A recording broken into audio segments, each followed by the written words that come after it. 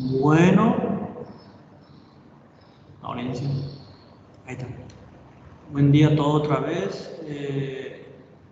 Preparen, como dije al inicio, su café, tereré o cualquier cosa para comer. La aula de cirugía generalmente hay muchas cosas para hablar, mirar. ¿Qué pasó? Bueno, está grabado. A ver. ¿Están viendo el slide de la pregunta, Bonarem? ¿Quedó trabado? Sí, Bueno. estamos, sí. Bueno, excelente, excelente. Cuarto año, el objetivo principal de todo alumno de cuarto año es historia clínica. ¿Está bien? Lembro que yo cuando estaba cuarto año, historia clínica era lo peor que podía existir, ¿sí? Y más tal vez si tienen que ir al hospital. Ahora es más o menos, estamos virtual, ¿verdad? Pero pueden imaginarse que tienen muchas cosas, muchas cosas. Y una vez que se aprende bien, ahí es más fácil, pero igualmente después del médico, inclusive la historia clínica es lo más, digamos, es lo más trabajoso que uno tiene que hacer, ¿verdad? Y es importante. Entonces, como estamos ahí, siempre vamos hablando un poco de historia clínica en cada tema. Ya dimos historia clínica como aula, seguro que ya dieron clínica médica, ¿verdad? ¿Cómo se llama la materia de medicina 1, creo? Bueno, historia clínica. Entonces, las partes de la historia clínica eran interrogatorio, examen físico y método auxiliar de diagnóstico. Son 3 etapas. ¿Y cuál es el objetivo? Llegar al diagnóstico. Si tenemos el diagnóstico correcto, el tratamiento también será correcto. Entonces, vamos a hablar un poquito más de esto. Estos son casos clínicos que se rinden en la CONAREL, que es el objetivo de todo estudiante de medicina que estudia acá en Paraguay, ¿verdad? Es lograr hacer la prueba de CONAREL y acceder a la residencia médica para hacer especialidad. La mayoría de los brasileños, su objetivo es hacer la reválida, aprobar, conseguir su registro médico de Brasil y trabajar o hacer su especialidad. Entonces, por eso es que nuestro enfoque siempre va a ser una CONAREN o reválida. Entonces, acá, por ejemplo, estábamos diciendo en qué parte de la historia clínica se colocaría este dato: hipertenso con tratamiento irregular. Dijimos, antes de grabar la aula, era que ya me dijeron que es antecedente patológico personal. Espectacular, ahí se pone eso. La edad, ¿en qué parte de la historia clínica se coloca? Vamos a ver.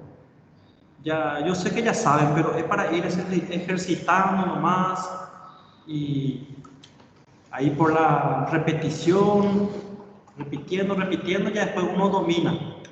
¿Dónde colocamos 60 años? En La ¿Dónde? No dio para oír. 60 años, datos filiales. datos filiales. Excelente. Hipertenso, tratamiento irregular en antecedente patológico personal. Recordar que no solo es preguntarle al paciente, ¿tiene una patología conocida? Y puede decir, sí, diabético, soy diabético, hipertenso. Y no es que colocamos solo eso, hipertensión y diabetes. También tenemos que colocar si recibe tratamiento y si se está tratando regularmente o irregularmente. Como dimos como ejemplo, los pacientes hipertensos tienen que tomar su antihipertensivo todos los días, para hacer un tratamiento regular. ¿Y qué es lo que más vemos aquí en nuestro medio? No sé, en Brasil tal vez también sea así. Muchos pacientes solo toman su antihipertensivo cuando tiene síntomas, cuando su presión está ya a 180 para arriba de su sistólica, o 200 cuando ya está mareado, con dolor de cabeza, visión borrosa, tal vez ya un dolor precordial. Ahí empieza a tomar. La mayoría es así, no son todos, pero la mayoría. son de tratamiento irregular. Entonces, es como que no está siendo tratado, ¿verdad? Entonces, acá mira, justamente tratamiento irregular. Presionar urgencia y refiere dolor abdominal. Una pregunta, ¿dónde escribimos esto? Refiere dolor abdominal intenso. ¿En qué parte de la historia clínica vamos a escribir? Interrogatorio, en área, APF, ¿dónde? Refiere. A história da patologia atual. Motivo de consulta, exatamente. Ahí justamente ya pensé, como para responder dos respuestas. Área, ¿no es doctor? Sí, cuando es un poco más específico, acá ya va a ser, no, área AEA, ¿verdad? Antecedente en la enfermedad actual. Podemos rescatar acá, dolor abdominal podría ser el motivo de consulta.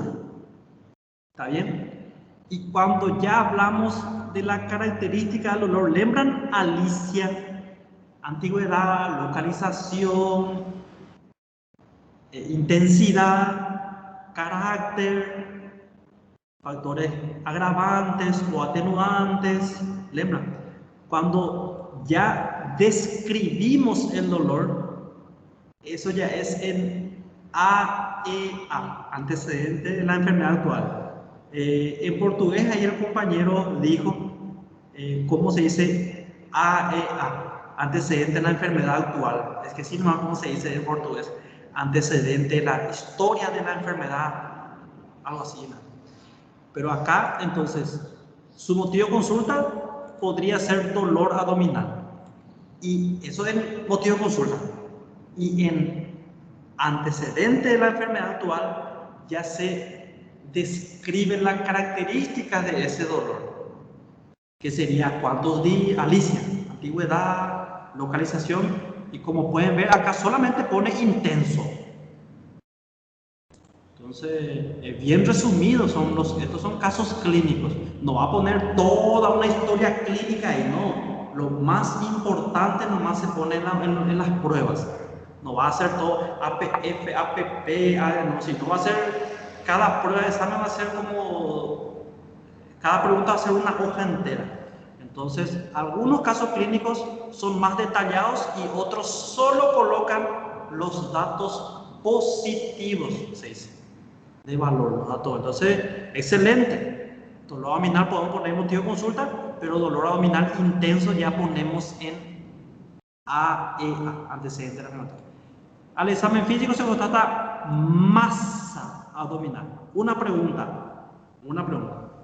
Acá ya dice ya, ¿dónde vamos a escribir la palabra masa?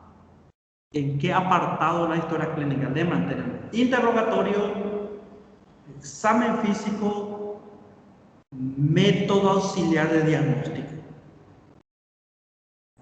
Se constata masa. Eso, ¿dónde vamos a escribir? Exame físico. Excelente.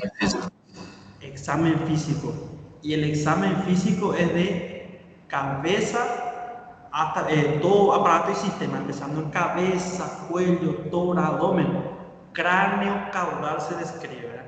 Nosotros ahora estamos enfocando más en el abdomen, pero el examen físico es cráneo, caudal, cabeza, vemos la órbita, el valle auricular, nariz, boca. Y esto se va a ir en el examen físico en la parte de abdomen. ¿Está bien?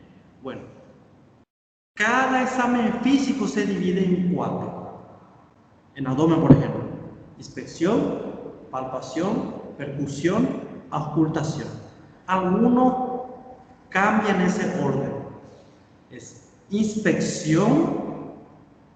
¿Quién sabe ese cambio de orden? ¿Quién sabe? ¿Qué viene después de inspección? Auscultación. Exactamente. En el abdomen viene auscultación, pero lo clásico es inspección, palpación, percusión, auscultación. Eso es lo clásico. Tanto así que si alguien le pregunta por acá por el hospital o a algún otro doctor, tal vez la respuesta que quiera escuchar es inspección, palpación, percusión, auscultación. Bueno, ese está en los libros clásicos, Díaz Escobar y compañía. Pero hay una variante. Los cursos preparatorios para Revalida de Brasil, por ejemplo, cambian. Acá también algunas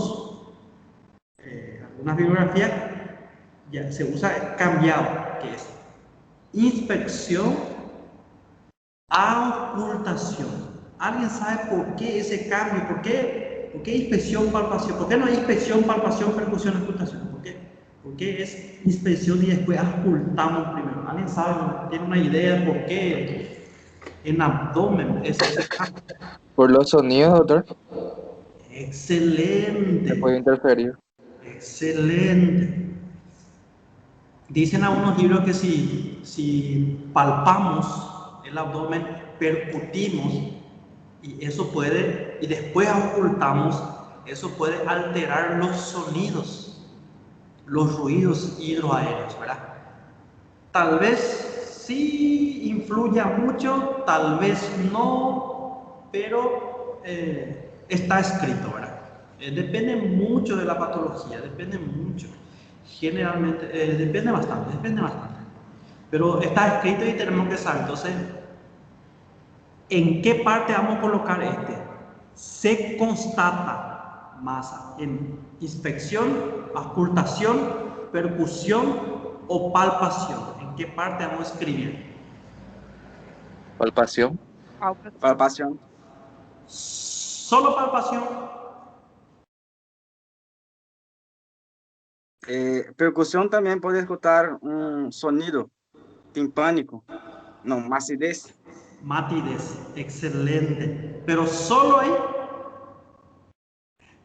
pensando bien. Se a massa for protusa, na inspeção pode se perceber também.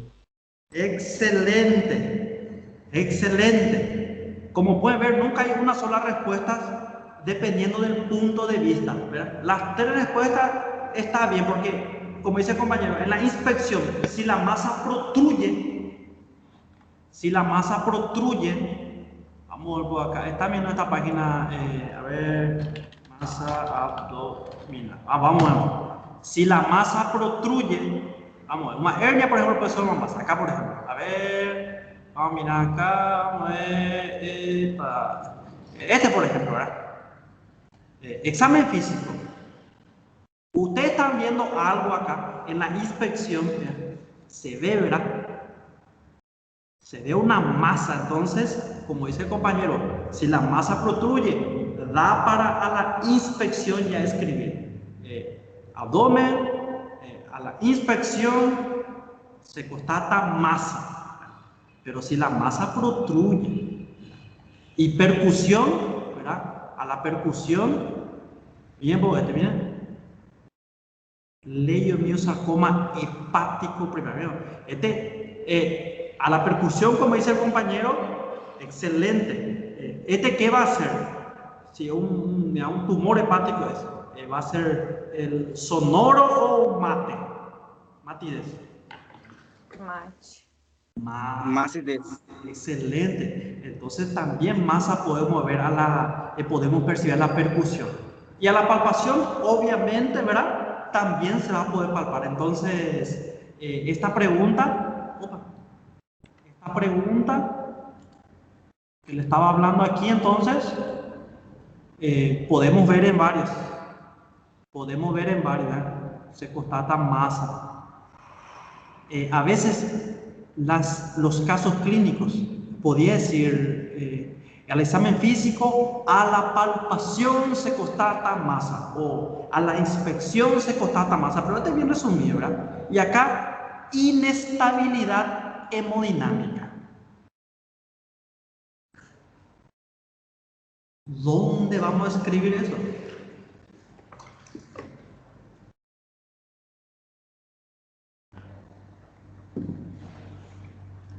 Bueno, es así. ¿Alguien tiene una idea? Una pregunta. Profesor, Sí. Você avaliaria a inestabilidade hemodinâmica pela pressão arterial? Alguma coisa? Generalmente vemos por la presión arterial. Si está con un PA menos de 60-90, eso es el principal signo para nosotros de inestabilidad hemodinámica. Entonces, la pregunta es, en interrogatorio, área, APP, APF, ¿colocaríamos presión arterial o en examen físico? Nos signos vitais. Excelente. Y muy bien, buena respuesta, ¿eh? Buena. Ahora tengo que saber dónde están signos vitales dónde está signo vital en la historia clínica. No exame físico. En examen físico, excelente. Es así, el examen físico, su primer dato es signos vitales. Después algo que se llama ectoscopía, que es un examen general. Después región afecta. Y después todos los aparatos y sistemas. Vamos a ver si podemos. Disculpen. Acá. Voy a ver si puedo agregarle algo acá. Para resumir nomás. Mira por acá. Un ratito.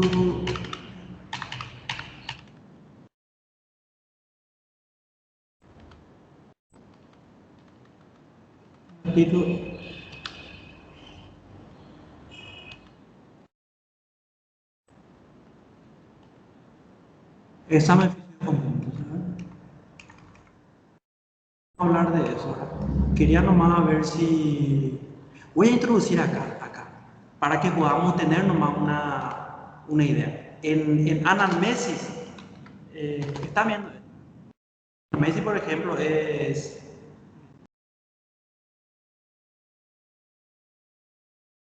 datos filiales, de consulta, ¿verdad? Bien, profesor. Sí. No. ¿Están viendo la imagen? Para tener una idea. Profe. Sí, sí.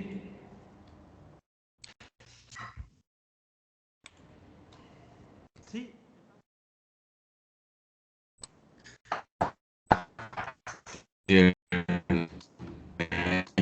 Está ruim. Y si salió todo entrecortado.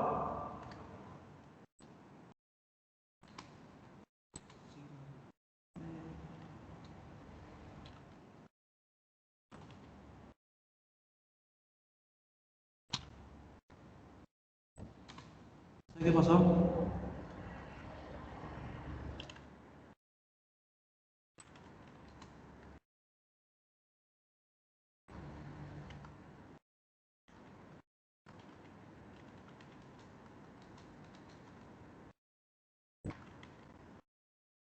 Bueno,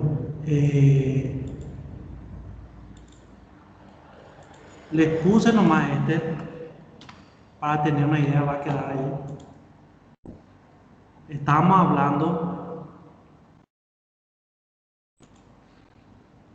hablando de dónde colocaríamos signos vitales. No sé si da para...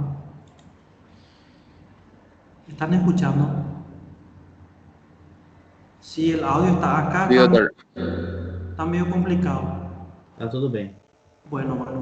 Entonces, estamos hablando de signos vitales. ¿Dónde está signo vital? Entonces, así, anamnesis es datos filiales, nombre, apellido, dónde vive, cuántos años tiene, sexo masculino, femenino, ¿verdad? Ya sabes. Motivo de consulta, por qué vino. Este es bien resumido nomás, esta es una idea nomás. Antecedente de enfermedad actual, antecedente de terremoto, ahí tranquilo. En examen físico empezamos con signos vitales, que es lo que estábamos viendo para ver si está hemodinámicamente inestable, por ejemplo, PA menos de 90-60, podemos decir que está inestable. Entonces, ¿dónde escribimos? Que es lo que ustedes van a hacer como alumnos de cuarto año en los hospitales, es preencher escribir la historia clínica. ¿Y dónde vamos a poner signos vitales? En examen físico. ¿Está bien? Acá. Después viene algo que se llama endoscopía, un examen general. Vamos a ver un ejemplo. Después región afecta. En este caso, si viene, ¿cuál es la región afecta en este caso? ¿Cuál es la región afecta? El abdomen. Excelente. Entonces, en región afecta, ahí le incluimos inspección, palpación, en este caso inspección, auscultación, palpación, ¿verdad? Y percusión. Y después el resto de los aparatos. Entonces, esto es lo que tenemos que hacer. Interrogatorio, examen físico, método auxiliar de diagnóstico. Esa es la secuencia. Si volvemos a nuestro caso clínico, entonces la parte de signos vitales ya saben dónde vamos a escribir. ¿Alguien tiene una posible respuesta de este? ¿Alguien tiene una idea de qué puede ser? Todavía no. Aneurisma, doctor. ¿Eh? Aneurisma. Aneurisma. Aneurisma. ¿Por qué? ¿Por qué puede ser?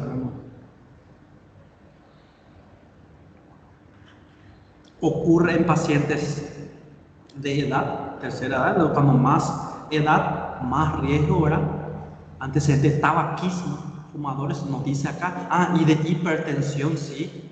Entonces, la edad, el antecedente patológico personal, el dolor intenso, y acá realmente falta masa abdominal pulsátil. Que hay una triada, vamos un ratito, disculpa hermano, no está muy completo ese caso, pero da una idea. Vamos a ver si sale aquí.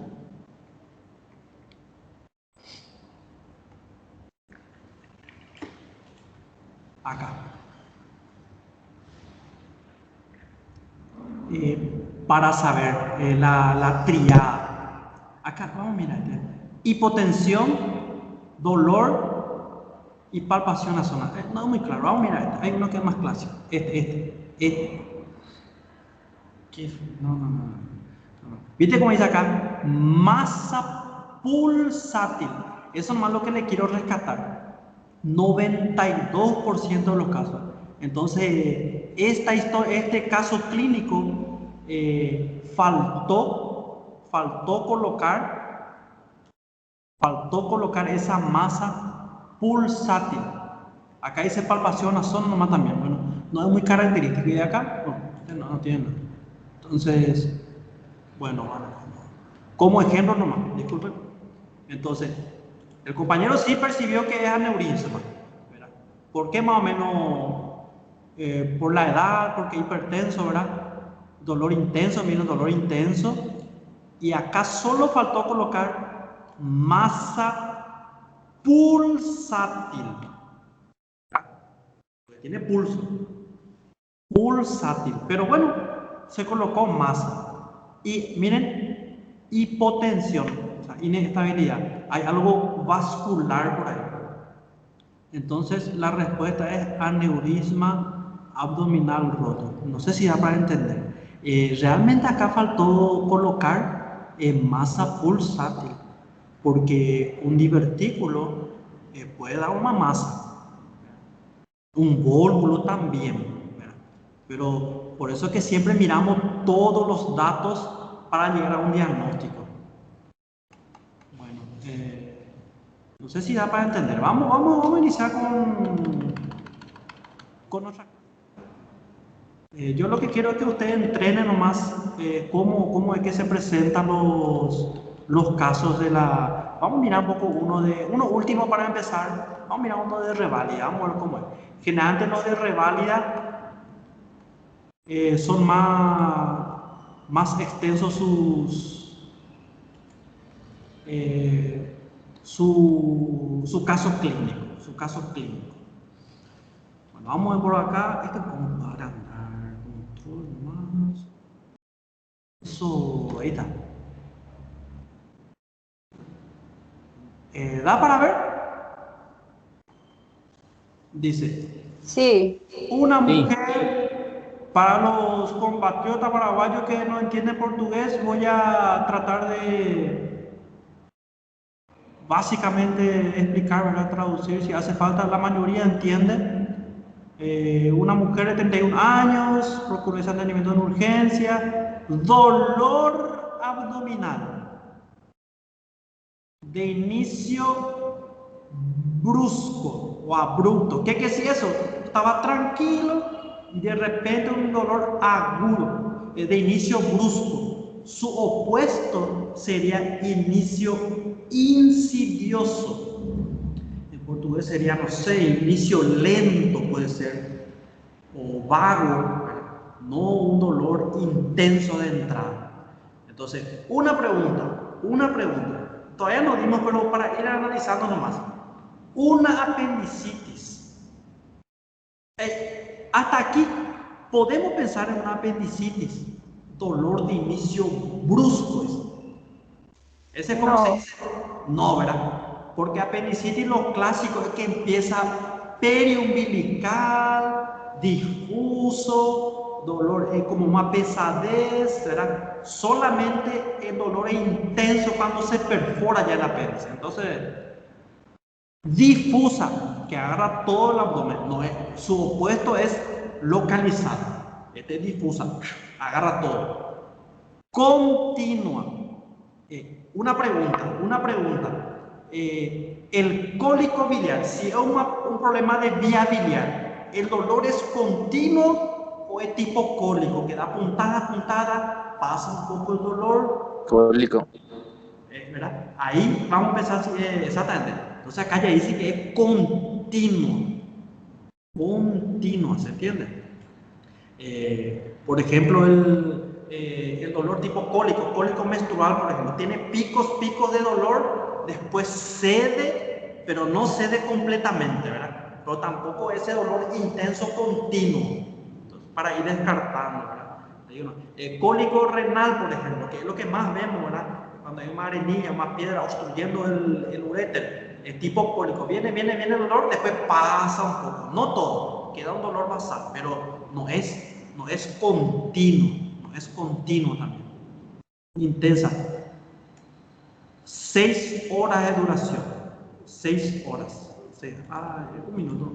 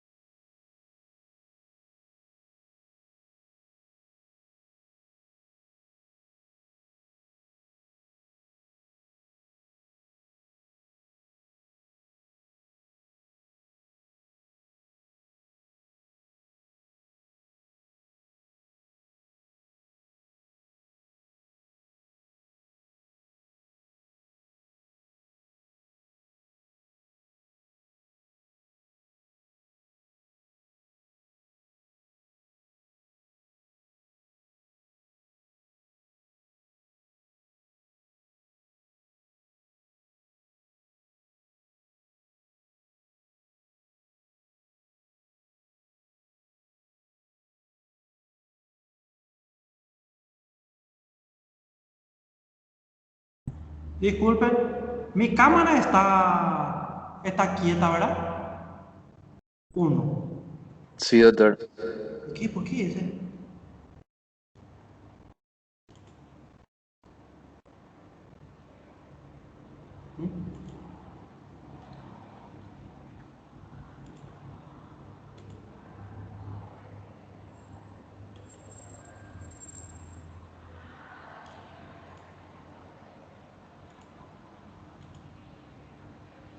Algo está fallando acá.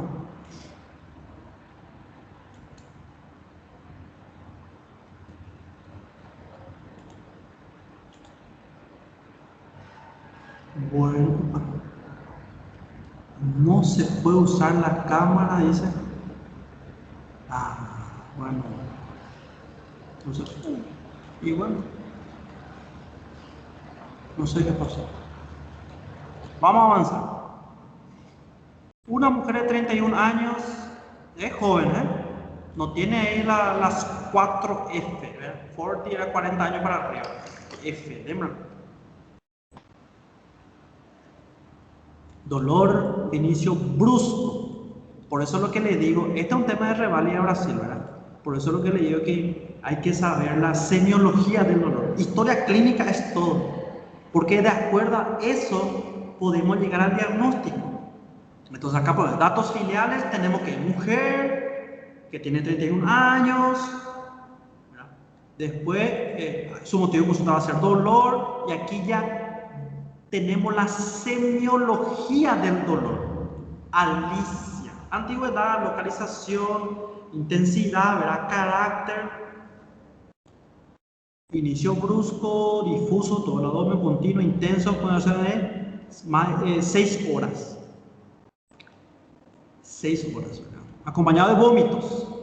Una pregunta, si tiene vómito el paciente, ¿qué más tenemos que escribir? ¿Solo vómito o da para escribir algo más? ¿Qué tenemos que escribir? A semiologia do vômito, quantas vezes em 24 horas, o cheiro, o olor. Excelente.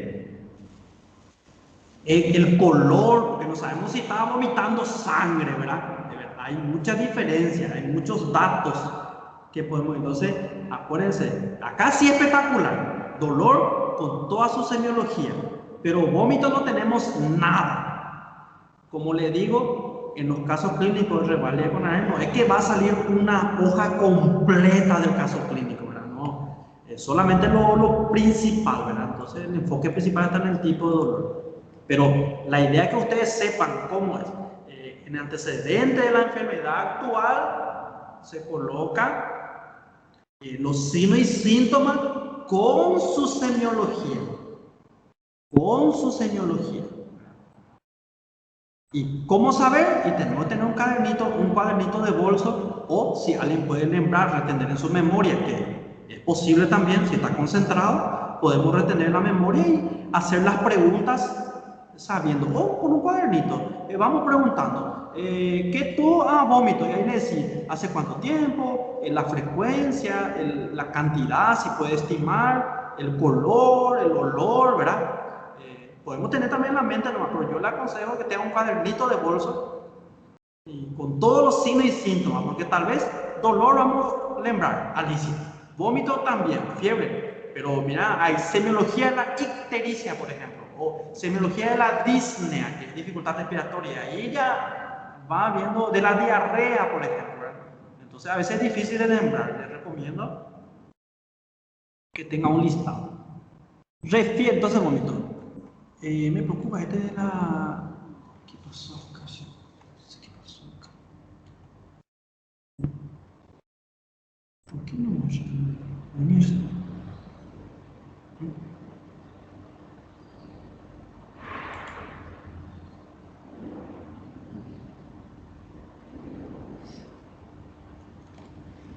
O sea que...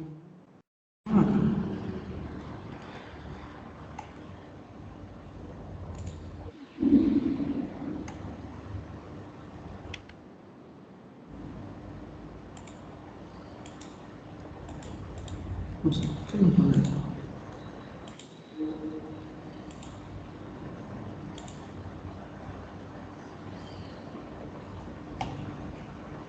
Bueno, ahí parece que funciona mi cámara. Ahí está funcionando mi cámara. Sí. Ahí. Esto es tecnología, ¿sí? Ustedes saben que aquí en la facultad hay computadores que son espectaculares y otros que tienen tienen que hacer algunos ajustes. Y el mejor computador ya fue ocupado, por eso que tardé mucho en entrar. Bueno, vamos a avanzar. Ahí está, creo. Opa. Estamos aquí. Ahí vemos de vuelta, ¿verdad? Refiere también diclofenac sódico 50 miligramos de 8 en 8. ¿Esto dónde vamos a escribir? ¿dónde vamos a escribir que tomó un medicamento? ¿Dónde vamos a escribir?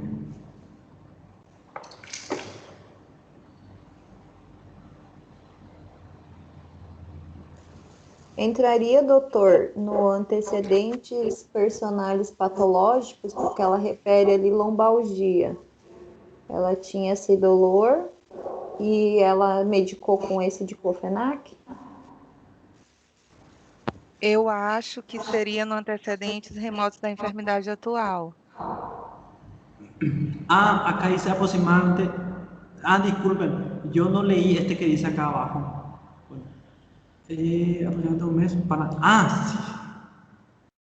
Espectacular. Vamos a analizar. Si solamente decía que tomó diclofenaco, solamente a causa de este cuadro, colocaríamos en antecedente en la enfermedad actual. Pero como aquí ya dice que es para un tratamiento de lumbalgia, a ella entra en antecedente patológico personal, ¿verdad? Personal, la lumbalgia y el tratamiento. Si es, por ejemplo, hipertensión y el tratamiento, el April, los sartán, cosas así. Si es regular o irregular. Si es diabético, el tratamiento. Si tuvo no sé, un apendicitis hace un tiempo, el tratamiento, que es la cirugía.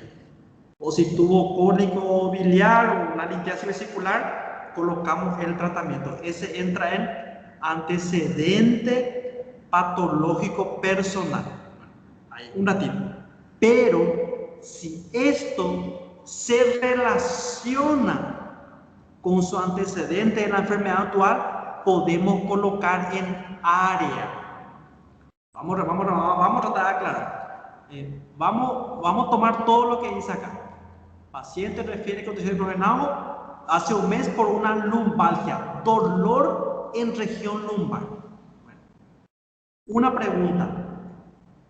¿Qué coloco aquí? Aquí es datos filiales. Aquí puede ser motivo de consulta, dolor abdominal, y todo esto ya sería antecedente de la enfermedad actual, ¿verdad? Ahí tranquilo. Y en área, que viene después, antecedente remoto de la enfermedad actual, ¿qué colocamos? Alguien puede decir de forma corta y precisa, ¿qué colocamos en área? ¿Qué colocamos ahí? En área.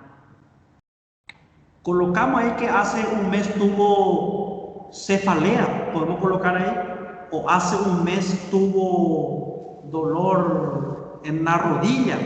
No. No. ¿Qué tenemos que colocar en área? Antecedente. Se ele teve algum episódio similar ou anterior ao que está tendo no momento. Excelente. La palabra clave es asimismo episodio similar. Similar. ¿Verdad? Ella vino ahora porque dolor abdominal difuso, entonces la lumbalgia, hasta que está un poco confuso, ¿verdad? Porque lumbalgia es dolor en región, la parte posterior, la región lumbar. ¿Ustedes colocarían dónde? ¿En área o en antecedente patológico personal? ¿Dónde colocarían eso? ¿Es un cuadro similar, sí o no? Para mí, no. No, para mí tampoco.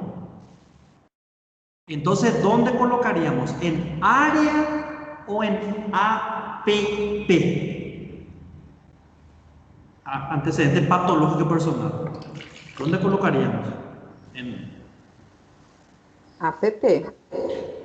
Excelente. Y ahí colocamos el lumbalgia, asomé, y el tratamiento también colocamos. Todo en APP. La patología que tuvo y el tratamiento. Entonces, yo hace rato solo leí esta parte. Si no estaba escrito este de la lumbalgia, ahí este uso de diclofenaco se podía colocar en AEA, en antecedente de la enfermedad actual. ¿Se entiende? ¿Por qué? Porque en la semiología del dolor, en Alicia, ¿quién sabe qué significa la última letra, la letra A? Fatores atenuantes ou agravantes. Fatores atenuantes ou agravantes. Excelente. Y ahí entra la automedicación. ¿Está bien? Entonces, a ver, acá, miren un poco, Alicia. Entonces, atenuación. Realmente la A es, así como dice el compañero, atenuante o agravante. ¿Y el diclofenaco en qué entraría? Es un factor atenuante, ¿verdad? Entonces, podemos decir, paciente con dolor de, Alicia por ejemplo, de 3 días de evolución, localizado en epigacho, un ejemplo nada más, que irradia fosa ilíaca, tal vez tipo cólico, un ejemplo más, intensidad moderada, ¿verdad? Y que se atenúa con la ingesta de medicamentos. Podemos poner diclofenaco, entre paréntesis. Entonces, no sé si aprende, esta lista se coloca en antecedente de la enfermedad actual. Entonces, este caso clínico tan bueno para aprender, si solo decía que consumió diclofenaco, hasta aquí nomás, ahí colocaríamos en AEA. Y vamos a incluir en Alicia. Paciente, ¿verdad? El dolor intenso, duración, ¿verdad? Más de 6 horas, acompañado de vómito. Pero vómito colocaríamos después, ¿verdad? Y refiere atenuación de dolor con diclofenaco o podríamos poner que no atenúa. ¿Se entiende? Pero como dice aquí que este diclofenaco tomó por una lumbalgia hace un mes, ahí cambia. Ahí no podemos colocar consumió diclofenaco porque no consumió ahora, este es anterior. Y como no se relaciona tanto, tal vez sí, tal vez no, porque está en la región lumbar, medio confuso, pero vamos a tomarlo como que es otra, que no es similar, entonces colocamos el antecedente patológico personal. No sé si está confuso o no, pero es esta la forma que ustedes tienen que estudiar la historia clínica y los casos clínicos. ¿Por qué? Porque el futuro lleva 6. Así va a ser el examen de CONAREM y de Revalia. Y ese es nuestro destino. Es el destino de ustedes. Entonces, si ven un libro o otro profesor que le dice, hay muchos profesores, muchos libros y mucha información. Está bien, ok, pero el enfoque nuestro va a ser Revalia y CONAREM. Nadie es perfecto. Yo no le digo que yo sé todo. El doctor sabe todo. No, eso es una locura decir eso, ¿verdad? Sabe mismo, nadie. Cada día vamos aprendiendo. Yo aprendo de ustedes, ustedes de mí un poco y así vamos juntos, ¿verdad? Y quién sabe, hacemos una revalida cuando ustedes se forman, no vamos todos juntos, ¿verdad? Yo estoy mirando así los temas siempre, pero no me decidí ir a hacer la prueba. Tal vez sí, tal vez no. Bueno, examen, y acá viene ya examen físico de abdomen. Examen físico entonces se divide en signos vitales, ectoscopía, región afecta y luego aparato y sistema. ¿Dónde colocaríamos abdomen? Disculpen, miren cómo pasé esta parte. Yo solo leí aquí. Disculpen. Qué bueno, este caso clínico es espectacular. Miren cómo, acá, lembra que el caso anterior estábamos diciendo, pregunté, ¿dónde vamos a colocar signos vitales? Pregunté, ¿verdad? Una compañera respondió examen físico. Y mira, acá ya es, los casos clínicos a veces de revalida son bien precisos, bien precisos todos. Miren vos, examen físico y ya empieza con signos vitales. Entonces, vamos a mirar más acá nuestro slide de abdomen agudo para que vean nomás dónde se fue. Yo la adicioné ya ahí también. Disculpen.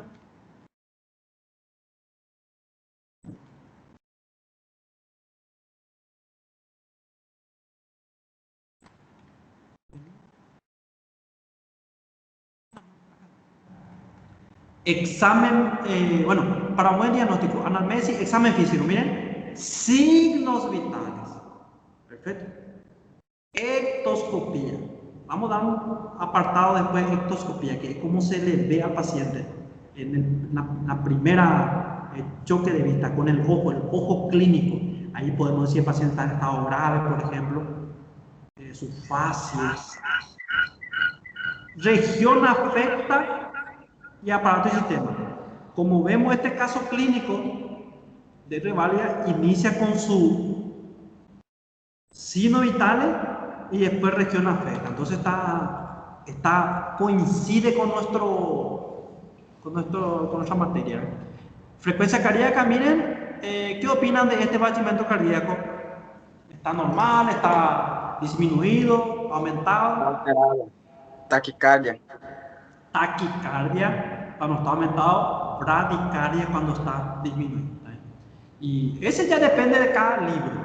Algunos dicen que más de 90 batimentos por minuto ya es taquicardia. Algunos dicen más de 100, entonces depende mucho de qué bibliografía y de quién. Yo considero más de 100, ¿verdad? Pero hay otros libros que hablan más de 90, más de 95, entonces depende. Siempre va a depender del profesor que le esté enseñando o del lugar donde ustedes van. Si ustedes se van a un hospital y el protocolo, el criterio de no, aquí llevamos en cuenta estos signos vitales, la bibliografía, tal libro habla de que más de 100 en taquicardia y bueno, aceptan ese. Y si viene un profesor, no sé, de otro profesor, usted le dice, no, para mí taquicardia es más de 90. Ok, profesor, es más de 90, ¿verdad? Y así es simple. Tenemos que depende del lugar para manejarnos, pero después usted tiene que hacer uno propio para ustedes. Para mí, más de 100. Presión arterial 90-60. ¿Podemos decir que está inestable con esta presión? Sí. Menor de 90-60 generalmente. Justo 90-60 es el límite.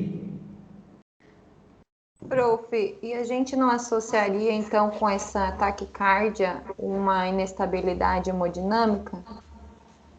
Y lo que pasa es que lo que más llevamos en cuenta es la presión, porque ve que la taquicardia a veces el dolor, Entendi.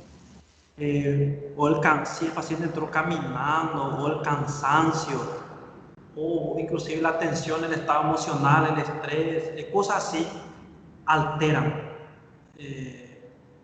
Pero uno que está estresado no va a estar hipotensando menos de 90, pero este es muy sensible a cualquier cambio que no indique generalmente que, no sé, hay una hemorragia interna, pero sí, claro que sí, vale para asociar, vale, porque también no va a tener mucho sentido que tenga PA 90-60, que es muy bajo ya, y aquí normal, ¿verdad? Entonces van juntos.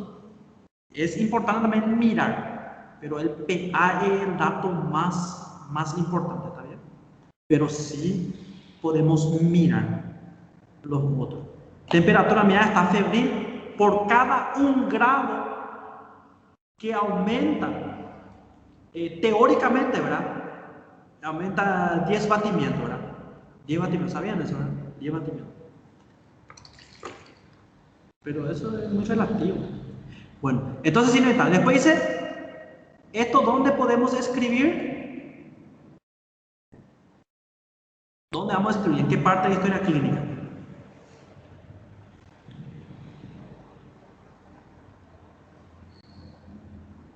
Examen físico, región afecta. ¿Está bien? Dice, y ahí ya saben, inspección, auscultación, percusión, palpación, percusión. Vamos a mirar. Aumento de la tensión. ¿Este en qué? ¿En qué parte del examen físico del abdomen? Auscultación. Palpação? Palpación. Porque mirando A la inspección aún puedes saber si está tenso o no. Auscultando tampoco. Percutiendo tal vez sí, tal vez no, pero en la palpación. Esas cosas más, no sé si es muy básico para ustedes lo que estamos hablando, pero es una forma de ir entendiendo nomás y ir. El principal objetivo de cuarto año es dominar una historia clínica para llegar a un buen diagnóstico. Eso es lo principal para ustedes. Quinto año ya van a dar más tratamiento y así sucesivamente, pero nosotros vamos a tocar casi todo siempre. Dor intensa y difusa, la percusión y la palpación superficial. Acá entra la palpación, ¿verdad? Dificultando la palpación profunda, o sea, desde aquí hasta aquí, todo palpación, percusión y palpación, ¿verdad? No habló de inspección, por lo visto no hay ningún dato positivo. Entonces, y aquí habla de dónde escribimos ruido hidroaéreo, percusión, Auscultação. auscultación. Ruidos hidroaéreos es en la auscultación. Puede estar aumentados si es una gastroenteritis, por ejemplo, o una peritonitis en su fase inicial, una obstrucción intestinal en fase inicial, vamos a ir viendo después. O disminuido cuando algo está inflamando. Vamos a ver un poco, lembran de las capas del intestino delgado y del grueso también, ¿verdad?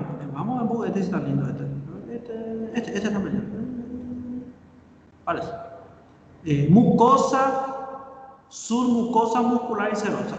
Miramos, qué grandes son musculares y mucosas, ¿eh? Lema de histología. Este está muy grueso ya para mi conocimiento de histología. No sé si vos vieron ya así, ¿verdad? Aparece ya la capa longitudinal esta, ¿verdad? Pero bueno, está bien ampliada nomás, una vista ampliada. Mucosa, submucosa, muscular y esta última, ¿quién lembra la última capa? Serosa. Serosa, excelente. Acá hay algo que tienen que saber. Dice que, bueno, está escrito ley de Stokes. Todo músculo liso. ¿Qué tipo de músculo en el intestino? Liso, estriado. Músculo liso. Liso. El control es, lembran, se tienen para hablar, o sea, músculo liso, control involuntario. Músculo estriado esquelético, control voluntario. ¿Lembran? Y estriado cardíaco e involuntario. Entonces, este es involuntario. Entonces, todo músculo liso, dice, en contacto con una serosa inflamada, y esta es la capa serosa, el peritoneo es una membrana serosa, así como la pleura y el pericardio, membrana serosa, tiene sus características, capa visceral, parietal y una cavidad. Todo, la pleura, el pericardio y el peritoneo tienen esa característica. Hoja visceral, hoja parietal, la visceral es que está adherida al órgano. Todo músculo liso en contacto con una serosa, aquí es normal que está en contacto, ¿verdad? Pero con una serosa inflamada, se paraliza. ¿Qué quiere decir? Si este peritoneo, la hoja visceral, ¿verdad?, que es la capa serosa del intestino, se inflama, ¿qué va a pasar con este músculo? ¿Qué va a pasar? Parálisis. Se paraliza. Y en la auscultación podemos percibir eso, ¿sí o no? Sim. Exacto. ¿Cómo? Diminuição dos ruídos hidroaéreos. Excelente. Disminución o a veces ausencia. No se escucha nada. No se coloca el estetoscopio ahí. Generalmente colocamos perio umbilical perto del ombligo y no se escucha nada. ¿Alguien no escuchó ahí nada ruido hidroaéreo? Si no escucharon, les recomiendo, si tienen un estetoscopio, ustedes mismos pueden colocar por su propio abdomen, ahí perio umbilical, el estetoscopio y van a escuchar un ruido que viene del pasaje de líquido y de gas a través del tubo digestivo. Eso hace un ruido hidroaéreo. Y pueden escuchar, digamos, 6 mil. Está aumentado cuando alguien tiene fome también, cuando tiene hambre. Si por ahí, antes de comer alguna cosa, escucha, ¿verdad? O hace un experimento en su propio cuerpo, que en ayuna, o no sé, 24 horas de ayuna, solamente para aprender el ruido hidroaéreo, puede ser también, ¿verdad? Y ahí está aumentado. Entonces, ruido hidroaéreo disminuido o abolido, ausente, puede indicar, por ejemplo, ¿en qué patología, por ejemplo, puede haber eso? ¿Qué patología, por ejemplo, puede inflamar la serosa y paralizar el músculo? ¿Qué patología, por ejemplo? Una pregunta, litiasis vesicular, por ejemplo, puede dar ruido hidroaéreo disminuido. Litiasis vesicular. Litiasis vesicular no, ¿verdad? Acho que obstrução intestinal, professor. Obstrucción puede dar cuando ya es en etapa avanzada, cuando el músculo ya se cansó de luchar, se fatigó. Uma úlcera, doutor, uma úlcera rompida. Exactamente, una úlcera perforada, por ejemplo. Sí, en general, una peritonitis, ¿verdad? Una peritonitis, una úlcera perforada va a producir una peritonitis. Una apendicitis puede producir una peritonitis. Entonces, cuando el peritoneo está inflamado,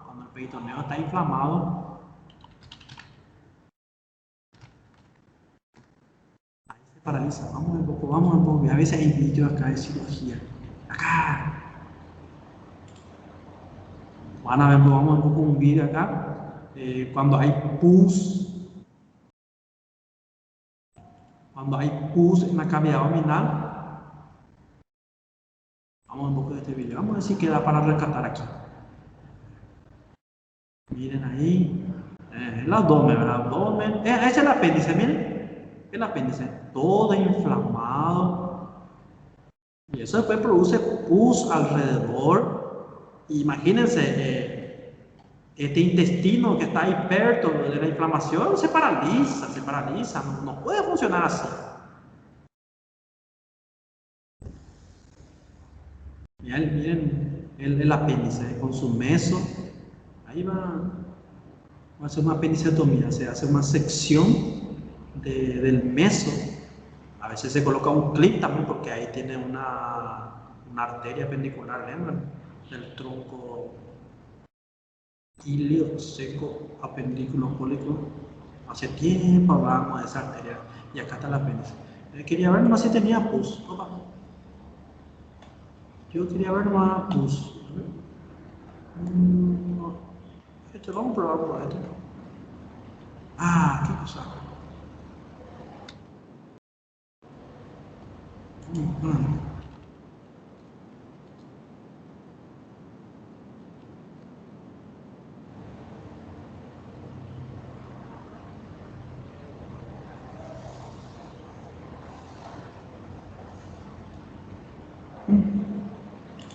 Vamos a mirar esto. Quiero nomás mostrarle para lembrar acá. Vamos mirando este. Entonces ahí está el tubo digestivo, miren esta adherencia, epiplomo, miren el intestino delgado, con esa capa de fermina. ¡Opa! Eso es lo que quería mostrarles, miren. ¿Qué es eso? ¿Qué está aspirando? ¡Opa! Miren. ¿Qué está aspirando? Pus. Pus. Entonces, una pregunta. Este paciente, cuando llegó al hospital, motivo de consulta seguro que fue dolor, ¿verdad? Y su AEA, dependiendo de la causa, si es una apendicitis, seguro que empezó en el epigastrio, después fue a poseer llega, si es una úlcera perforada, generalmente de inicio brusco, como el caso anterior, o como el caso que estamos viendo parece. Y a la auscultación, ¿cómo tal vez era? Ruido hidroaéreo disminuido, ausente o aumentado o normal. ¿Cómo podría ser este caso al examen físico?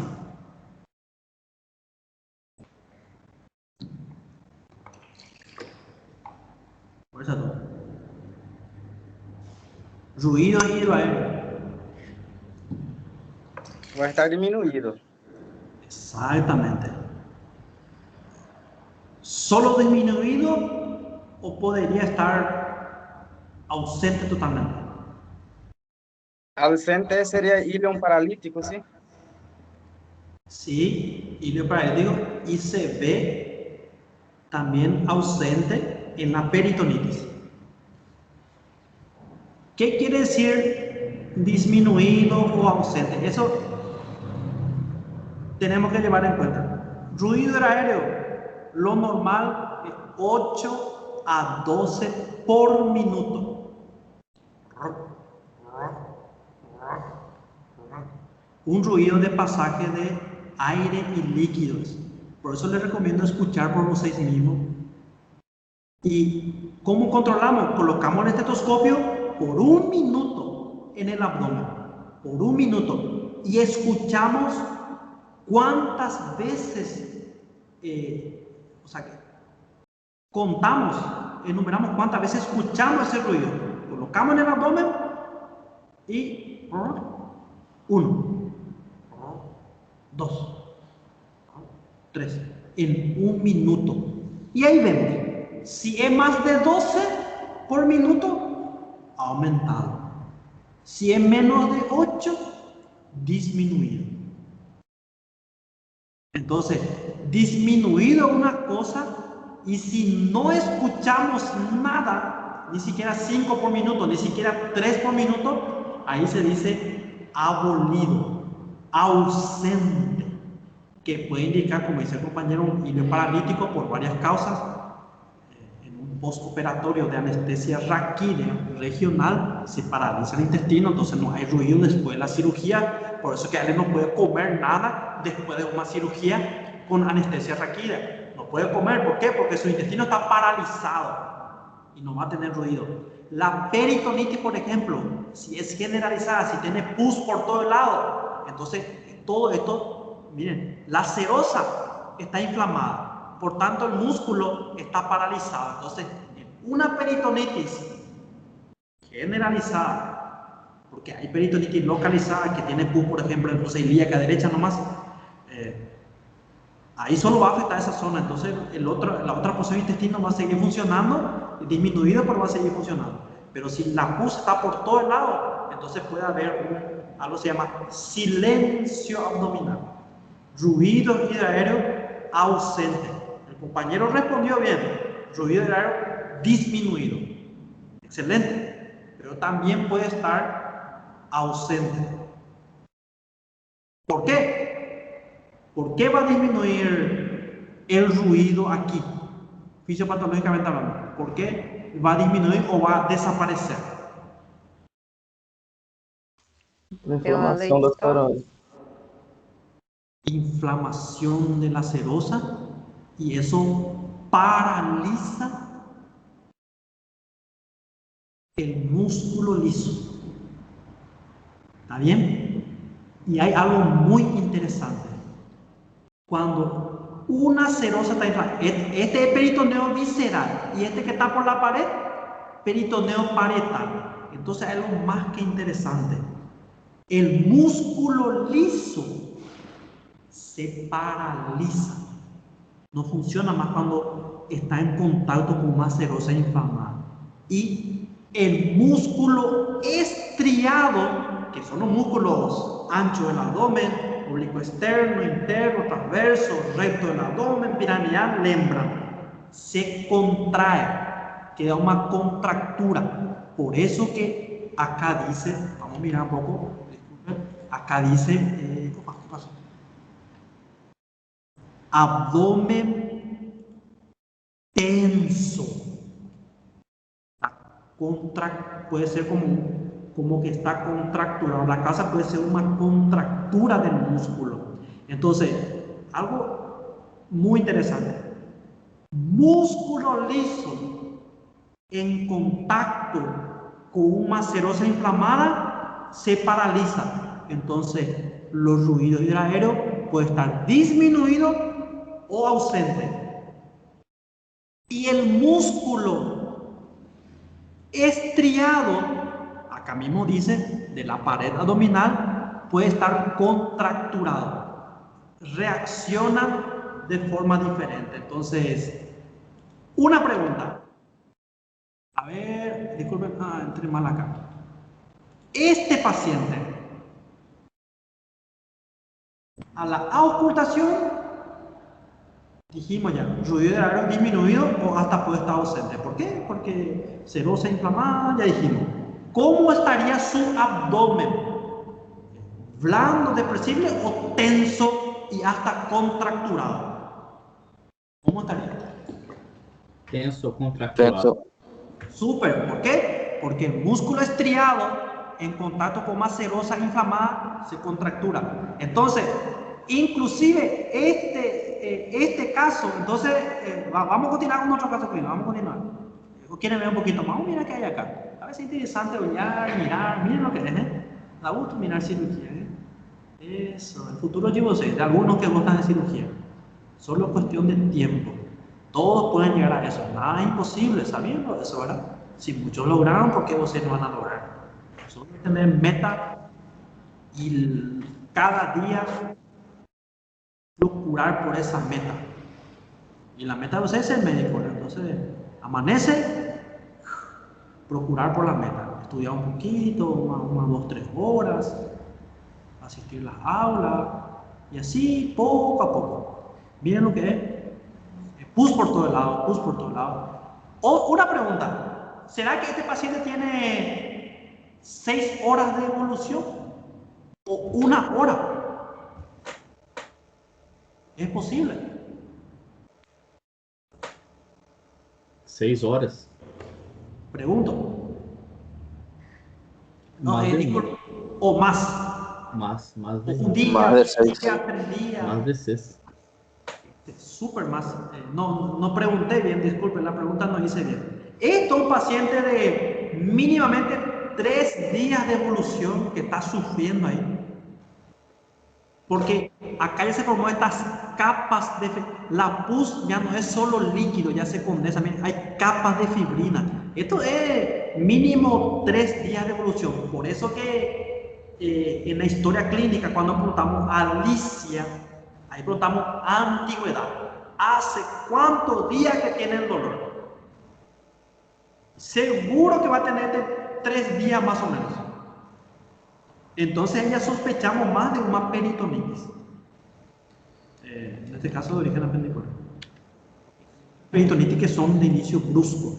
Por ejemplo, la úlcera perforada. Ese se perfora y el dolor es intenso. No como la apendicitis, entonces depende de la causa. Vamos a continuar. Una pregunta. Hasta aquí el examen físico. Miren, fiebre. En un proceso inflamatorio como una peritonitis, ¿puede haber fiebre? Sí, puede haber.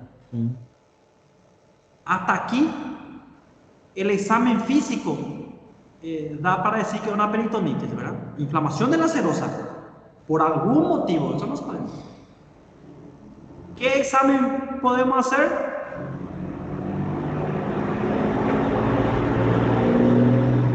Esto, ¿Alguien está asistiendo ahí? Ultrassonografia Ultrassonografia. Letra C. Es lo más razonable. Hasta podría decirle que respondieron correctamente. Para nuestra aula da para pensar eso. Pero Dice diagnóstico inicial, doctor. ¿No sería lo ideal? Investigación diagnóstica inicial. Normalmente siempre se empieza con la ecografía, ¿o no? hay un estudio más básico que la ecografía ahí en las opciones. Radiografía. Bien. Bueno, no se preocupen. La respuesta más razonable a esta altura de la aula podría ser ecografía. ¿Sabe por qué le digo? Porque para responder correctamente tenemos que tener el diagnóstico ya, que todavía no dimos. Acá, por ejemplo, este que inicia, dolor de inicio abrupto, intenso, en 6 horas, ya está por morir de dolor el paciente. generalmente es por una úlcera perforada. Generalmente. Entonces, no se preocupen. No estamos yendo en esta etapa, pero les digo nomás que, claro, estaría bien ultrasonografía, pero aquí la respuesta es letra A. Entonces, cuando demos úlcera van a fixar mejor. Cuando dice así, inicio bruto, difuso, intenso, en 6 horas, miren, ya el dolor es tremendo, ¿verdad? Y tiene signo de peritonitis rápidamente, abdomen contracturado, ruido disminuido, inicio muy rápido. Generalmente es por úlcera perforada. Y cuando hablamos de úlcera perforada, tenemos que hacer radiografía. ¿Por qué? ¿Por qué radiografía? Porque cuando un órgano se perfora. Vai ver pneumoperitoneu, doutor? Exactamente. Hay algo que se llama neumoperitoneo. No se preocupe si no respondieron ese. Por nada. No se preocupe por nada. Miren un poco. En la radiografía, esta es la radiografía de tórax. Miren, acá con mucha imaginación, ¿verdad?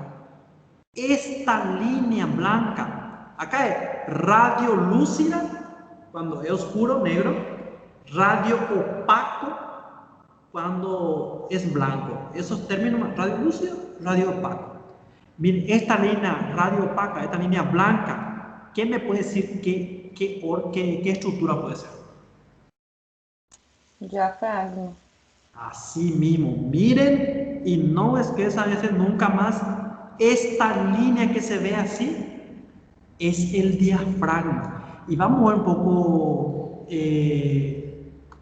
radiografía de abdomen, normal. Esa línea no se tiene que ver. Vamos a ver. No, disculpe, de tórax. Estos son temas clásicos que toda la vida van a escuchar. Por eso nomás me detengo y les muestro mismo todo. Porque esto es tema para toda la vida. Una pregunta. Aquí, ¿estamos viendo la línea del diafragma, sí o no? No, ¿verdad? No ven esa línea, ¿verdad? No se ve esa línea. Aquí están viendo esa línea ahí, oscuro, una línea blanca y oscuro de gota. No, ¿verdad? ¿Y aquí? Tampoco. Aquí, ¿se ve o no esa separación? No. En una radiografía normal, lado derecho, mira, acá por ejemplo se ve esta línea de diafragma al lado izquierdo, pero solo miramos lado derecho. ¿Se ve esta línea de diafragma? No, porque lo normal es que el diafragma esté adherido al hígado, y el hígado es blanco, así es radio opaco, ¿verdad? El pulmón radio lúcido, oscuro. Entonces no se ve. Pero cuando vemos esa línea, significa que hay aire entre el diafragma y el hígado.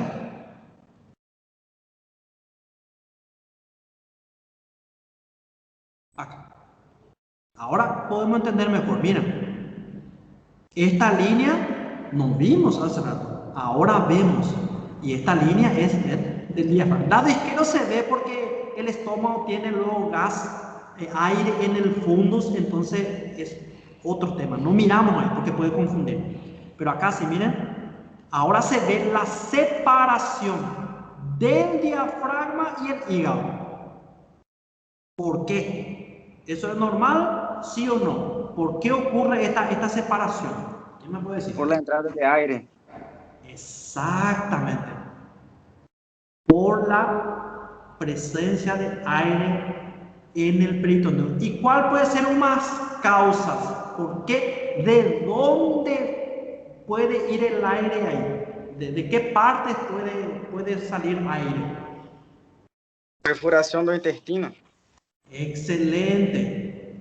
Perforación del tubo digestivo, de estómago, duodeno, intestino delgado, colon, porque saben que en el tubo digestivo hay aire líquido, ¿verdad? ¿Se entiende? Y otra forma, solamente si se perfora el intestino puede entrar aire ahí, o puede haber otra forma. Del exterior, por ejemplo. Del Uma exterior. facada.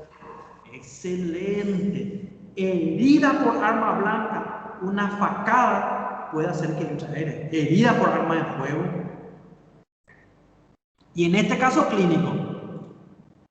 Bueno, vamos a ver. No sé si están entendiendo. No sé si es para entender. Se llama signo de Popper. Le voy a mostrar más bien.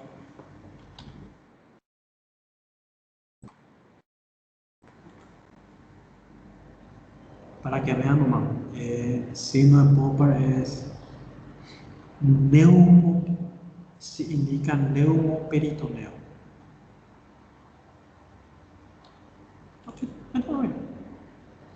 ¿Qué lo puede ver? No mucho.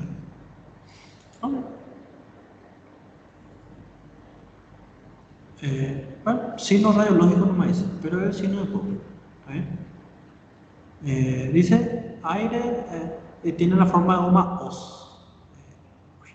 ¿Qué es una hoz? Una hoz es un triángulo encurvado. Este que usa el símbolo del socialismo de la Unión Soviética. Y esa Aborchi, San la Muerte. ¿Conocen lo de será? Acá parece que San la Muerte. No, mi amor. A ver, opa, mira. Híjole, qué terrible. Entonces, hoz es un triángulo encurvado. Un triángulo que tiene una base, un vértice, más un triángulo curvo. Eso es hoz. Foice en portugués. Y ahí recordamos de neuroanatomía la hoz del cerebro. ¿Quién lembra eso? De manera. Miren, es un triángulo con una base acá posterior y un vértice anterior. Entonces, hoz o foice, acuérdense porque siempre van a escuchar. Tanto en el primer año es hoz del cerebro, hoz del cerebelo. Y aquí estamos hablando de neumoperitoneo Doctor, sí. doctor, una pregunta. En el estado patológico se escucha una hipersonoridad que se llama signo de Joubert en el hígado, ¿verdad? Así mismo. Sí. ¿Y cómo se diferencia el signo de Joubert del Chilaidit? Ese está bien difícil, ¿cierto? Hay algo que se llama falso peritoneo, falso neumoperitoneo, o sea que por eso que tenemos que llevar en cuenta la forma. Bueno, vamos a tratar de aclarar. Miren, pongo el neumoperitoneo. Miren, el neumoperitoneo. ¿Qué significa eso? Aire en la cavidad abdominal. ¿Por qué? Puede ser por una perforación del tubo digestivo en cualquier parte, no solo intestino, puede ser estómago, duodeno, hueso delgado, tranquilo. Herida por arma blanca, arma de fuego. Hay aire en la cavidad peritoneal. Como miramos al examen físico, puede estar distendido a la inspección. A la auscultación, los ruidos de aero pueden estar iguales, dependiendo si está afectado la serosa, paraliza, dependiendo de la causa. Si es una úlcera perforada, sí inflama la serosa y el ruido de aero está disminuido. Y después a la percusión, no sé si recuerdan que en la región hepática es mate. Es mate. Pero si hay neumoperitoneo, se invierte, va a ser sonoro. Y ese se llama signo de Joubert, cuando desaparición de la materia hepática. ¿Y qué puede indicar? Que hay aire en esa zona. Entonces, generalmente neumoperitoneo. Pero hay algo un poco más profundo, que es el signo de chilaiditi, que es un falso neumoperitoneo. Eso es cuando se introduce aquí asas delgadas o intestino grueso. Vamos a ver un poco. Acá dice signo de chilaiditi. Opa, no sé dónde se fue. Oh. No. Vamos a votar. Entonces, miren un poco. Signo de chilaiditi o falso nemo.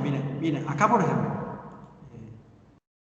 ¿Ven cómo si miramos rápido, vamos a decir, este es un neumoperitoneo, vamos a decir.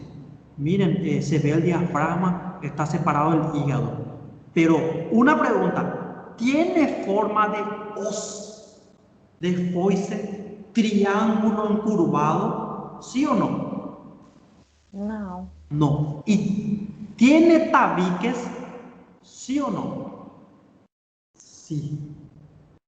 Entonces, a la percusión está bien complicado, amigo, para diferenciar, porque va a ser sonoro, va a desaparecer la matidez hepática. Entonces, por eso es que va a haber una desaparición de la matidez hepática. Y en este caso la causa no es un neumoperitoneo. Simula, pero no es el intestino nomás que entró ahí entre el diafragma y el fígado. No sé si la para entender. Entonces, miren un poco bien acá, por ejemplo, una pregunta. ¿Esto es neumoperitoneo, sí o no? O sea que, ¿qué forma tiene? Parece una foice, ¿verdad? ¿Sí o no? Sí. Bueno, entonces podemos decir que es signo de chilaiditi o de Popper. Chilaiditi es falso neumoperitoneo, cuando entra intestino. Así mirando. ¿Es un falso o un verdadero? Verdadero. Y para mí es verdadero, ¿verdad? Pero, y a ver, este ya miré, ya. Vamos a ver un poco otro. Chilaiditi, otro, vamos a mirar. Bueno, este por ejemplo. Está muy pequeño, acá no da para ver.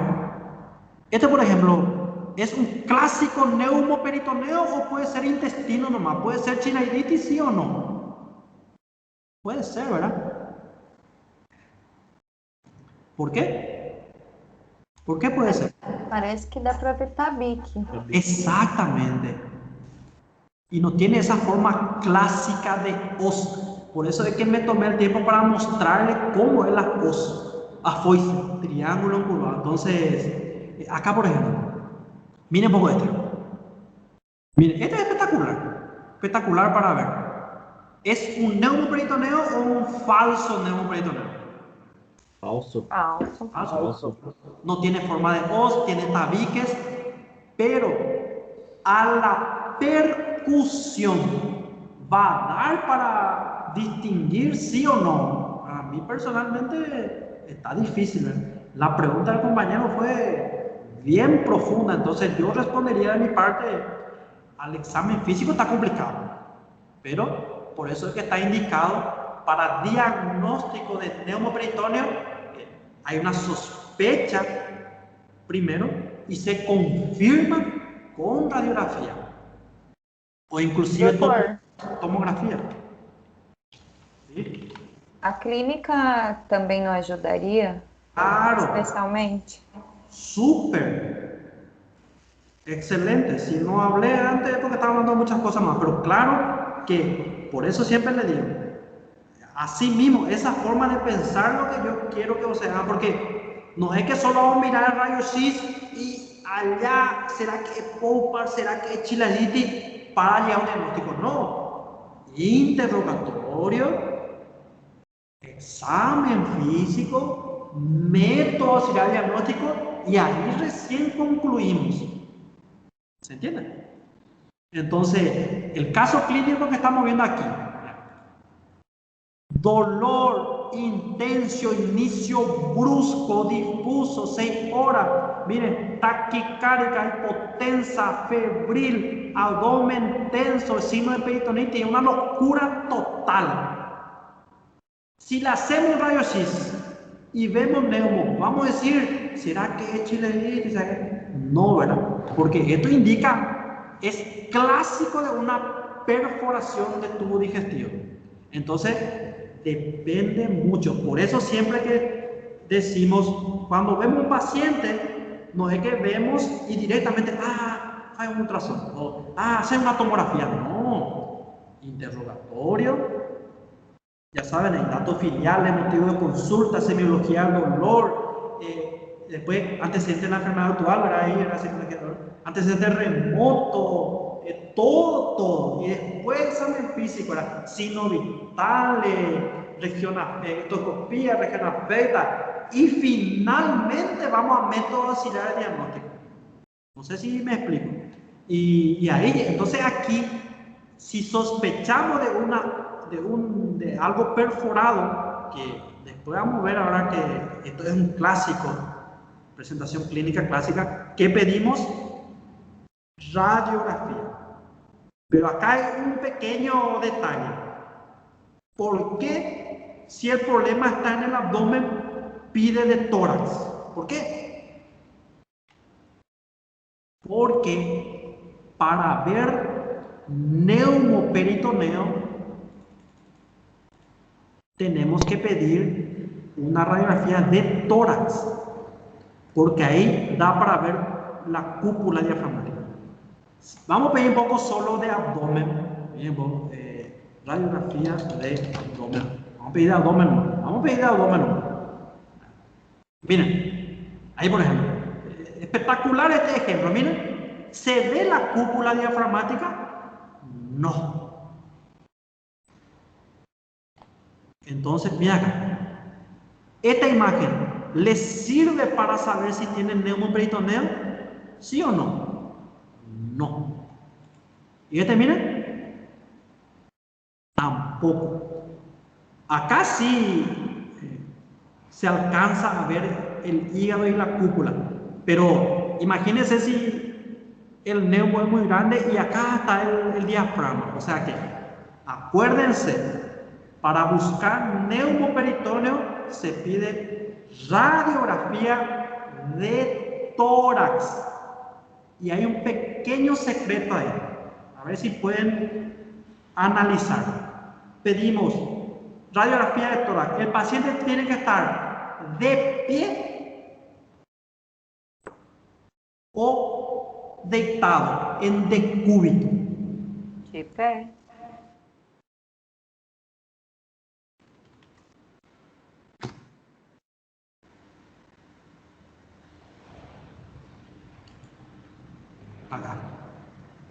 Acá está el aparato de rayos X.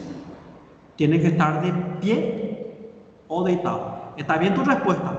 Acá, este otro, miren. Radiografía del abdomen, miren. El paciente en decúbito, podemos decir, o acostado, pero el término más técnico es decúbito. Paciente en decúbito o de pie. ¿Por qué cuando buscamos el neumoperitoneo el paciente tiene que estar de pie? La compañera respondió bien.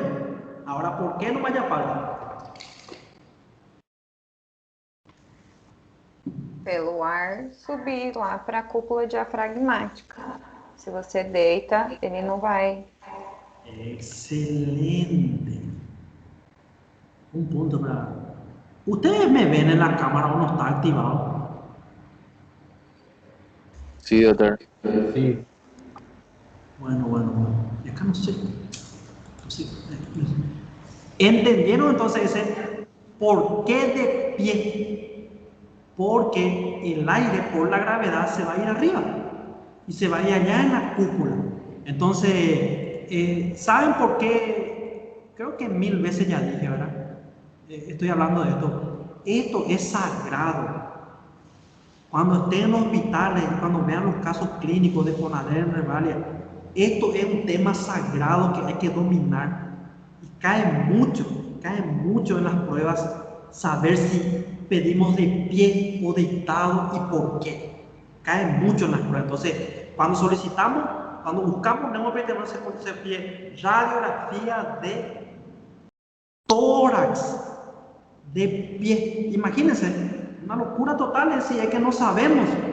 Vamos a pedir radiografía de abdomen, no más. Y tal vez va a ser así.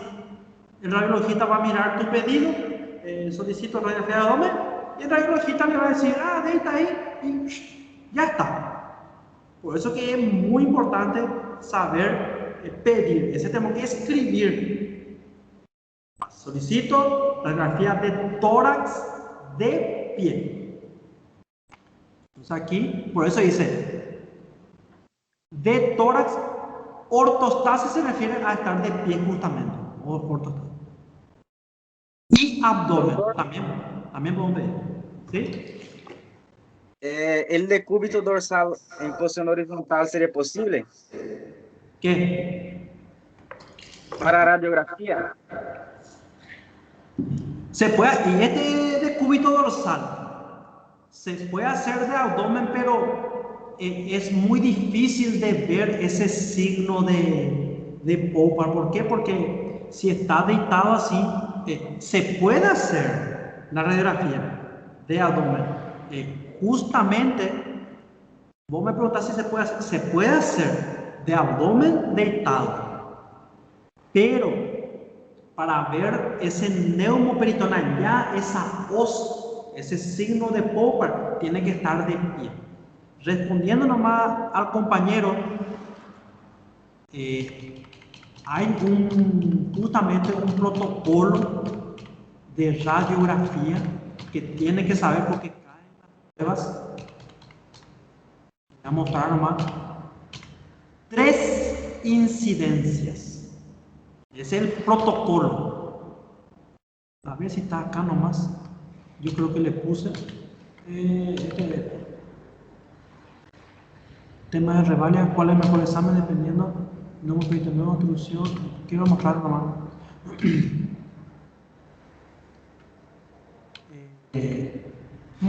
No le puse acá para eso.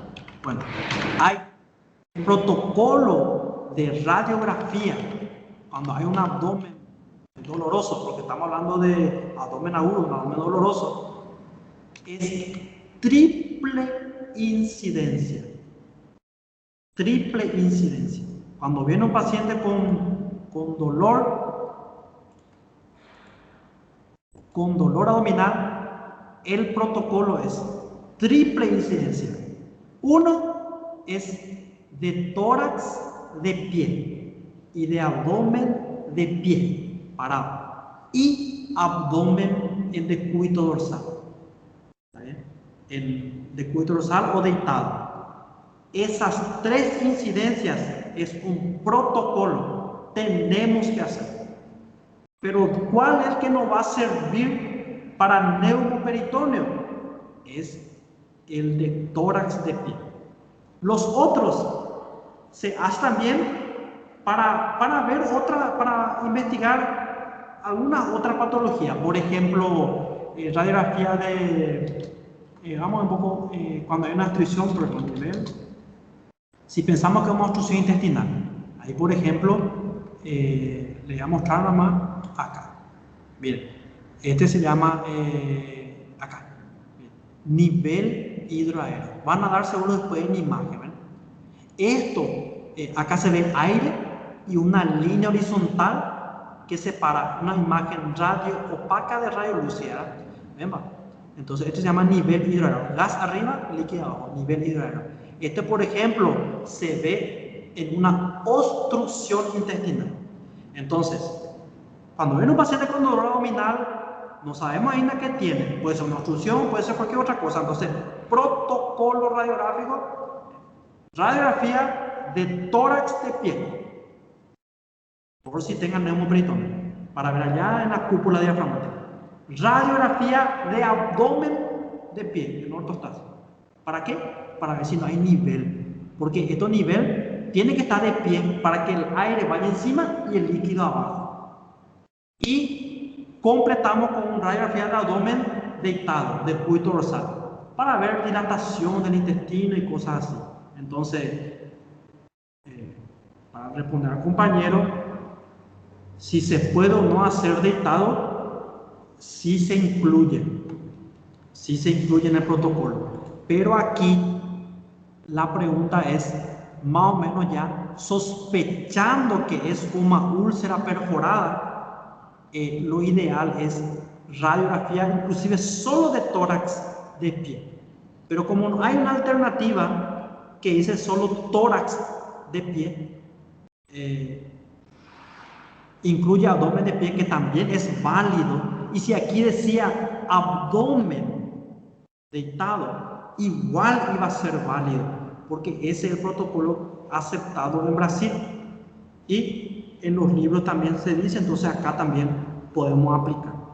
Protocolo radiográfico en dolor abdominal es 3 incidencias: tórax de pie, abdomen de pie y abdomen deitado.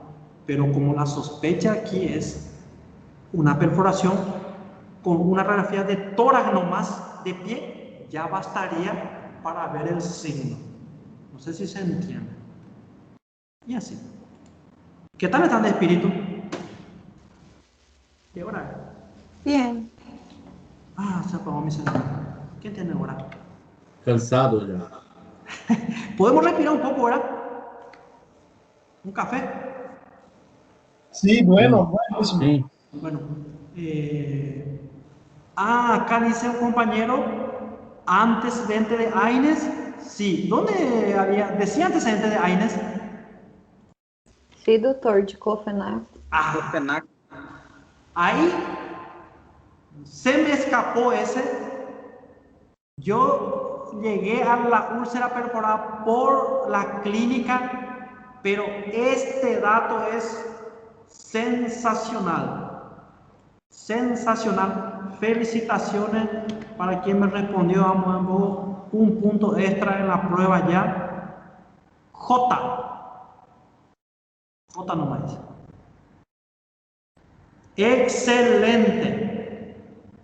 Factor de riesgo para gastritis, úlcera y úlcera perforada es el consumo de AINES.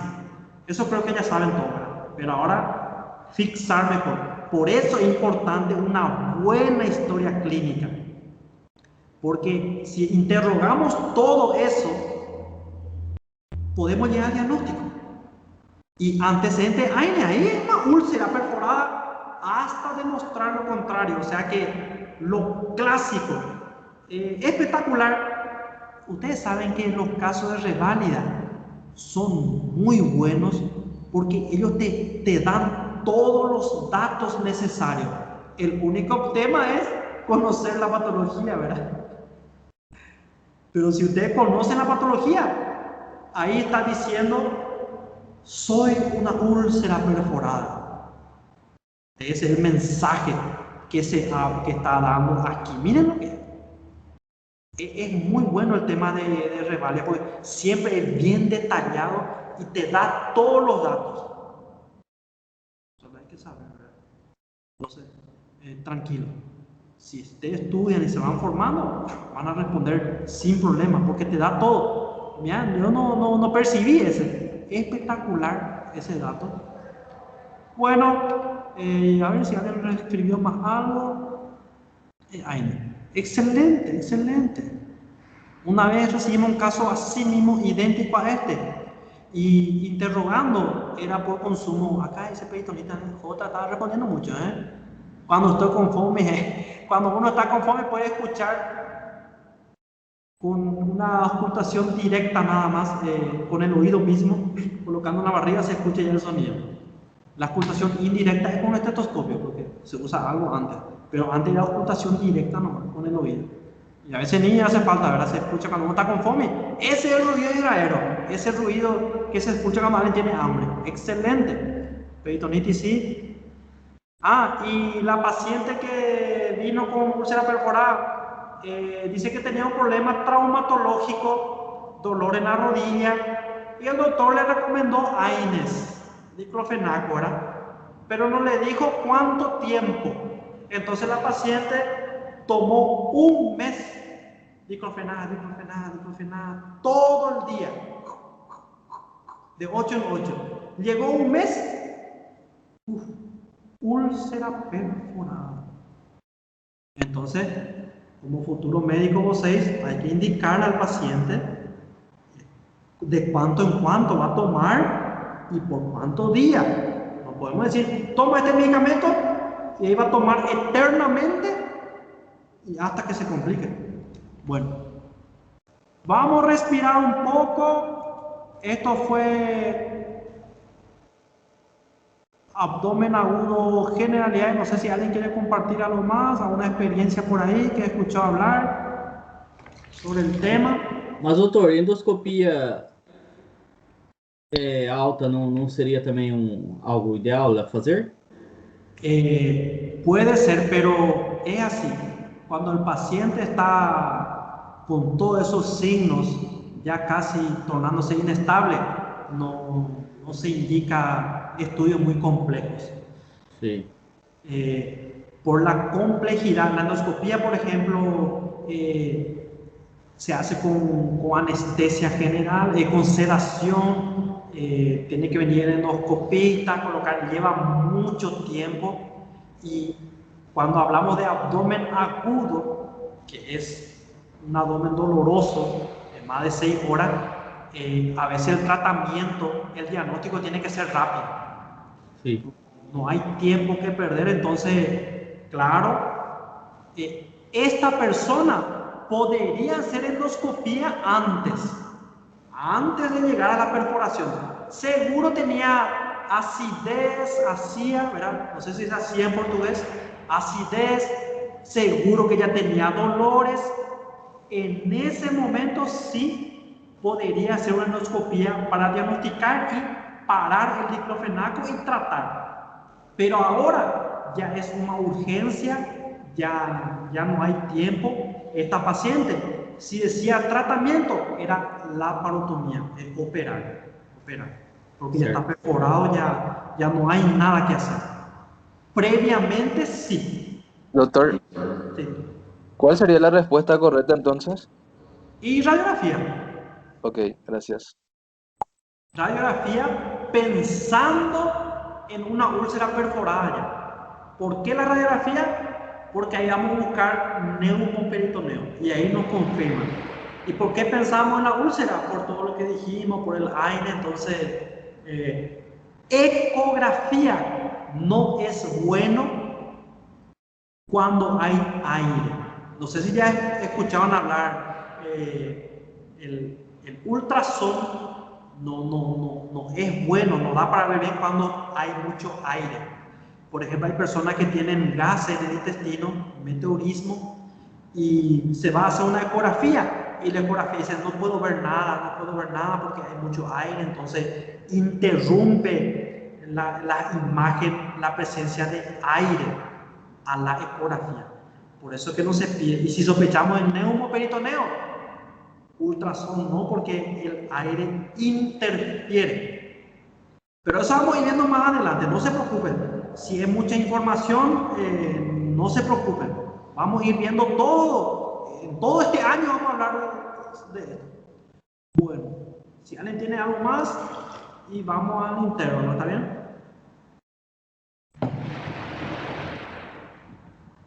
Bueno, voy a detener la grabación. Esto fue abdomen agudo, primera parte. Voy a detener. Siempre digo así para poder postar después. Las grabaciones ya están todas postadas, de semiología del abdomen. No sé si vieron.